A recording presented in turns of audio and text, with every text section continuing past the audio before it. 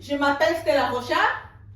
Aujourd'hui, nous allons parler de la vie du couple, comment parler à votre femme, comment parler à votre mari pour que votre mari vous écoute. Comment parler à votre femme pour que votre femme vous écoute. Parce qu'il y a des façons pour parler à son homme, pour que ton homme t'écoute. Il y a des manières. Pour que ta femme t'écoute, il y a des manières. Parce que votre femme a eu par exemple une journée difficile. Vous ne savez pas ce que votre femme a vécu à l'extérieur. Elle rentre de la réunion, elle rentre du travail. Peu importe votre colère, vous devez maîtriser vos émotions et attendre le bon moment pour parler à votre femme.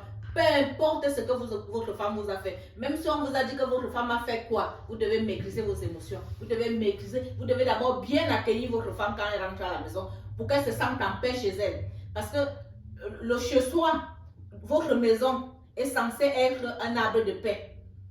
Donc, la même chose avec votre mari. Peu importe ce que votre mari vous a fait, vous avez entendu qu'il a fait, je ne sais pas, des choses horribles, des choses pas bien. Vous êtes vraiment très en colère. Méprisez-vous, méprisez-vous. Quand votre mari rentre du travail, sa maison est censée être son arbre de paix.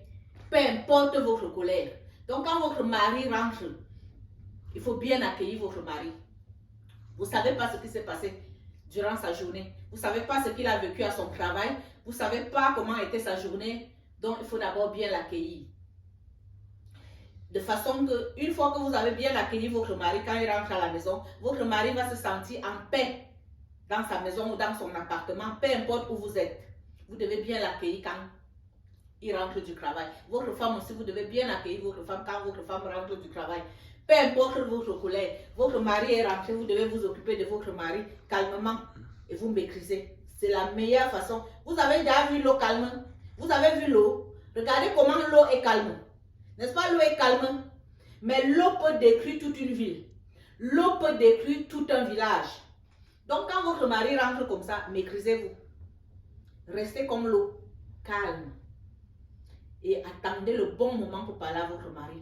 Et la meilleure façon de parler à votre mari, c'est quand il est heureux, quand il est content. Même s'il n'est pas heureux, même s'il n'est pas content, cherchez ce moment-là pour avoir son écoute, pour avoir son attention. Votre femme, la même chose. La meilleure façon même de parler à votre femme ou à votre mari, c'est à l'extérieur. Pas dans la maison, pas dans l'appartement. Vous sortez, vous dites à votre mari, j'aimerais te parler, j'aimerais qu'on discute, mais pas ici. Vous allez à l'extérieur et vous prenez la main de votre mari. Si vous êtes assis, par exemple, face à face, sur une table, vous devez choisir une place où il n'y a pas trop de bruit. Prenez la main de votre mari comme ça. Votre mari, par exemple, en face de vous, ou votre femme assise en face de vous, vous prenez sa main. Votre femme aura toute votre attention.